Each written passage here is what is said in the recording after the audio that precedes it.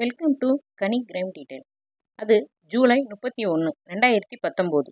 ரொம்பவும் பரபரப்பாக இருக்கிற பெங்களூர் கெம்பகவுடா ஏர்போர்ட்டில் ஆட்கள் தங்களோட பிளெயினில் பயணம் செய்கிறதுக்காக அதிகாலையில் கூட கூட்டம் கூட்டமாக இருக்கிறாங்க. அதே ஏர்போர்ட் அவுட் சைடு, அதாவது வெளிப்பக்கங்களில் சுற்றி ஒரு 4 அல்லது 5 கிலோமீட்டர் சரியாக ஆள் நடமாட்டம் இல்லாத ஒரு ஏரியாவும் இருந்துட்டு வந்து அந்த ஏரியாவில் ஒரு பெரியவர் ஆடு மேய்ச்சிட்டு வந்திருக்காரு. அப்போது தூரத்தில் ஏதோ கீழே கிடக்கிற மாதிரி தெரியுது. அது என்னன்னு கிட்ட போய் பார்த்த பெரியவருக்கு பயங்கரமான அதிர்ச்சி. அவரோட கை கால் எல்லாம் நடுங்க ஆரம்பிக்குது. அது ஒரு 30லிருந்து 35 வயது மதிக்கத்தக்க ஒரு பெண்ணோட சடலம் கிடக்குது. அந்த பெண்ணோட முகம் எல்லாம் பயங்கரமா சிதைக்கப்பட்டிருக்கு. பல இடங்கள்ல கத்தியால குத்தப்பட்ட காயங்கள்ல இருந்து ரத்தம் வெளியேறி இருக்கு. அந்த இடமே ரத்தம் தோய்ந்த நிலப்பகுதியா மாறி இருக்கு. இந்த காட்சியை பார்த்த அந்த பெரியவருக்கு பின்னால வந்த சில ஊர் பொதுமக்கள் போலீஸுக்கு தகவல் கொடுக்குறாங்க. யார் இந்த பெண்? இவங்களுக்கு என்ன ஆச்சு? 2019ஆம் ஆண்டு பெங்களூர் மக்களால் மட்டும் இல்லை, போலீஸாலையும் அதிகமாக பேசப்பட்ட வழக்கை பற்றி தான் நாம் இன்னைக்கு பார்க்க போகிறோம். உங்களுக்கு இந்த மாதிரி கிரைம் வீடியோஸ்லாம் ரொம்ப பிடிக்கும்னா நீங்கள் மறக்காமல் நம்ம சேனலை சப்ஸ்கிரைப் பண்ணிடுங்க. நீங்கள் கொடுக்குற ஒவ்வொரு லைக்கும் எனக்கு ஒரு மோட்டிவேஷனாக இருக்கும்.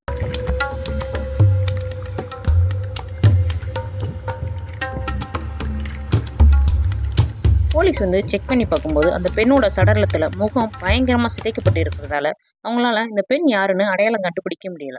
அதனால போலீஸ் அந்த பெண்ணோட பர்ஸ், ஹேண்ட்பேக் எதுவும் கிடைக்குமான்னு தேடுறாங்க. ஆனால் வெறும் காலியான பர்ஸ் மட்டும்தான் கிடைக்குது. அந்த பெண்ணோட நிறத்தை பார்த்தாலே அவங்க வட இந்தியாவிலேருந்து வந்திருக்கலாம்னு போலீஸ் நினைச்சாங்க. மேலும் அந்த பெண் கட்டியிருக்கிற வாட்ச், ஜீன்ஸ், ஹீல்ஸ், செருப்பு எல்லாமே பிராண்டடாகவே இருந்திருக்கு. கண்டிப்பாக இவங்க ஹைடெக் சிட்டிலேருந்து தான் வந்திருக்கணும்னு போலீஸ் நினச்சிருக்காங்க. இதனால போலீஸ் டெல்லிக்கு ஒரு டீமும் கொல்கத்தாவுக்கு ஒரு டீமுன்னு இவங்களை பற்றி ஏதாவது டீட்டெயில் கிடைக்குமான்னு சொல்லி அனுப்பி வச்சுருக்காங்க. அப்படி போனதில் டெல்லியில் எந்த ஒரு தகவலும் கிடைக்கல. ஆனால் கொல்கத்தாவில் நியூ டவுன் போலீஸ் ஸ்டேஷனில் 32 வயது பெண் மிஸ்ஸிங்னு ஒரு கம்ப்ளைண்ட் இருக்குது. அந்த கம்ப்ளைண்ட்டில் கொடுத்துருக்க டீட்டெயில் எல்லாமே இந்த இறந்த பெண்ணோட மேட்ச் ஆகிறதுனால அந்த கம்ப்ளைண்ட் கொடுத்த நபரை விசாரிக்க வர சொல்லியிருக்காங்க.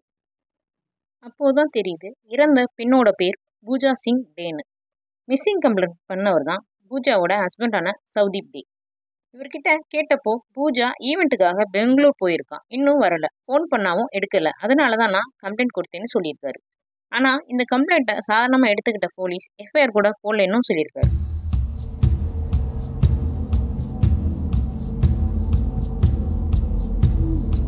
பூஜா சிங் டே இவங்களுக்கு 32 வயசு ஆகுது. இவங்க கொல்கத்தாவில் மாடலிங்காக இருந்துட்டு வந்திருக்காங்க. அது மட்டும் இல்லாமல் ஈவெண்ட் மேனேஜராகவும் இருந்து வந்திருக்காங்க. ஜூலை 30, 2019 ஒரு ஈவெண்ட்டுக்காக பெங்களூருக்கு வந்திருக்காங்க பூஜா. வந்தவங்க ஒரு ஓலா கேப் புக் பண்ணி இருந்திருக்காங்க.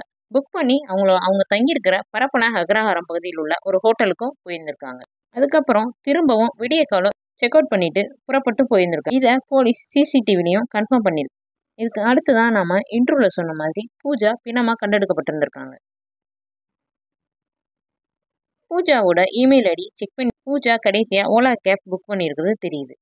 அப்போது அந்த டிரைவரை கண்டுபிடிச்சு விசாரிப்போ அவனோட பேர் ஹெச்எம் நாகேஷ் அப்படின்னு தெரியுது. இவனுக்கு வயசு வெறும் 22 தான் ஆகுது. இவன் போலீஸ் கேட்ட கேள்விக்கு முன்னுக்கு பின் முரணா பதில் சொல்லியிருந்திருக்கான். அதனால போலீஸ் எப்படி விசாரிக்கணுமோ அப்படி விசாரிச்சிருந்திருக்காங்க.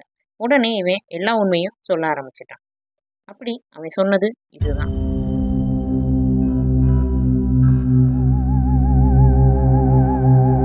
பூஜா ஈவெண்ட் முடிஞ்ச பிறகு ஓலா கேப் புக் பண்ணி நைட்டு 11:30 மணி அளவில் அவங்க தங்கியிருக்கிற ஹோட்டலுக்கு போயிருந்திருக்காங்க. அப்போ டிரைவர் ஹெச்எம் நாகேஷ் கிட்ட என்ன சொல்லியிருக்காங்கன்னா, தனக்கு மறுபடியும் அதிகாலை 4 மணிக்கெல்லாம் ஏர்போர்ட்டுக்கு போகணும், உங்களால் வர முடியுமான்னு கேட்டிருக்காங்க. உடனே நாகேஷும் சரி வரேன்னு சொல்லி 1200 ஆகும்னு சொல்லியிருந்திருக்கான். உடனே பூஜாவும் சரின்னு சொல்லிட்டு இருக்காங்க. இப்போ பூஜா ஓலா ஆப் மூலமாக புக் பண்ணாமல் நேரடியாக சவாரிக்கு கூப்பிட்டுருந்துருக்காங்க. விடிய கால நாகேஷும் 3:50க்கெல்லாம் வந்துட்டான். வந்து பூஜாவுக்கு ஃபோன் பண்ணி கூப்பிட்டுருக்கான். தான் கீழே வெயிட் பண்ணிட்டு இருக்கிறதா சொல்லிட்டு இருந்திருக்கான். பூஜாவும் அவசரமாக கிளம்பி செக் அவுட் பண்ணி டாக்ஸிலையும் ஏறி போயிருந்திருக்காங்க. போகும்போதே கொஞ்ச நேரத்துலேயே பூஜா தூங்க ஆரம்பிச்சிருந்திருக்காங்க. இவங்க தூங்குறத கண்ணாடியில் பார்த்து கவனிச்சுக்கிட்டே வந்திருக்கான் நாகேஷ். வண்டியை ஏர்போர்ட் போகிற ரூட்ல இருந்து மாற்றி ஆள் நடமாட்டம் இல்லாத பகுதிக்கு ஓட்டி போயிருந்திருக்கான். ஒரு இடத்துல வண்டியை நிப்பாட்டி தனக்கு பக்கத்திலே வச்சிருந்த ஸ்பேனர் எடுத்து பூஜா கிட்ட நிற்கிறான். பூஜாவும் தூக்கம் கலைஞ்சு முழிச்சு பார்க்குறாங்க. அப்போது தனக்கு பக்கத்தில் நாகேஷ் நிற்கிறத பார்த்த உடனே அவங்க அதிர்ச்சி அளிக்கிறான். நாகேஷ் பூஜா கிட்ட பணம் கேட்டு மிரட்ட ஆரம்பிக்கிறான். பூஜா இல்லைன்னு சொன்ன உடனே பூஜாவோட தலையில ஓங்கி அடிக்கிறான். பூஜாவும் கார்லயே மயங்கி விழுந்துட்டான். தூரத்துல ஏதோ சத்தம் கேட்ட உடனே நாகேஷ் பயந்துகிட்டு வண்டி எடுத்துட்டு போயிருக்கான். அப்புறம் ஏர்போர்ட் பக்கத்திலேயே ஆட்கள் சரியா இல்லாத பகுதியில திரும்பவும் காரை நிப்பாட்டி இருக்கான். அப்போ கரெக்டா பூஜாவும் மயக்கம் தெளிஞ்சு காரை விட்டு இறங்கி ஓடுறாங்க. நாகேஷ் எங்க போய் எல்லாத்தையும் போலீஸ் கிட்ட சொல்லிடுவாங்களோன்னு பயந்து அவனும் ஓடி பூஜாவை பிடிச்சு அடிச்சிருந்திருக்கான். அவன் மறைச்சு வச்சிருந்த கத்தி எடுத்து கண்ணா பின்னான்னு குத்த ஆரம்பிச்சிருக்கான். மார்பு, நெஞ்சு, கழுத்து, உள்ளங்கைன்னு மொத்தம் 22 முறை கத்தியால குத்தியிருந்திருக்கான். இது போதாதுன்னு பூஜாவோட முகத்தை கல்லெடுத்து அடிச்சே செதைச்சிருந்திருக்கான். பூஜாவோட உயிரும் கொஞ்சம் கொஞ்சமா போயிட்டே இருந்திருக்கு. பூஜா இறந்த உடனே நாகேஷ் அவங்களோட ஹேண்ட்பேக் எடுத்து செக் பண்றான். அதுல வெறும் 500 ரூபாய் மட்டும்தான் இருந்திருக்கு. பர்ஸ்ல ஏடிஎம் கார்டு இருந்திருக்கு. அது போக பூஜா 2 செல்போனும் வச்சிருந்திருக்காங்க. அதையும் எடுத்துக்கிட்டான். அந்த ஃபோன்ல டிஜிட்டல் முறையில் 14,000 ரூபாய் பணத்தை அவனோட அக்கௌண்ட்டுக்கு மாற்றிக்கிட்டான். பூஜா இறந்து 2 நாள் கழிச்சு பூஜாவோட ஃபோன்ல இருந்து அவன் ஹஸ்பண்ட் நம்பருக்கு, நான் பெங்களூர்ல இருக்கேன், எனக்கு பணம் தேவைப்படுது, ஒரு 5 லட்சம் அனுப்புங்கன்னு அறகுறையான இங்கிலீஷ்ல மெசேஜ் அனுப்பியிருக்கான். இதை கவனிச்ச பூஜாவோட ஹஸ்பண்ட், இப்படி தப்பு தப்பா இங்கிலீஷ்லாம் அனுப்ப மாட்டா பூஜா, நீ நீ எதுவா இருந்தாலும் கால் பண்ணுன்னு சொல்லி ரிப்ளை அனுப்பியிருக்காரு. இதுல கடுப்பான நாகேஷ் ஃபோனை சுவிட்ச் ஆஃப் பண்ணிட்டான். எதுக்கு இப்படி பண்ணேன்னு கேட்டதுக்கு, இஎம்ஐ கட்ட காசு இல்லை, ஏற்கனவே எனக்கு 2 டியூ பெண்டிங்கில் இருக்கு, அதான் என்ன பூஜா ரைடுக்கு புக் பண்ணும் போதே நான் கொள்ளையடிக்கணுன்ற திட்டத்தை என் மனசுல ஓட்டிக்கிட்டே தான் நான் இருந்தேன் அப்படின்னு சொல்லியிருந்திருக்கான். இதை பத்தி ராமமூர்த்தி அப்படின்ற போலீஸ் ஆஃபீஸர் என்ன சொல்லியிருக்காருன்னா, இறந்த பெண்ணோட அடையாளத்தை கண்டுபிடிக்கிறது எங்களுக்கு மிகப்பெரிய சவாலா இருந்திருக்குன்னு சொல்லியிருக்காரு.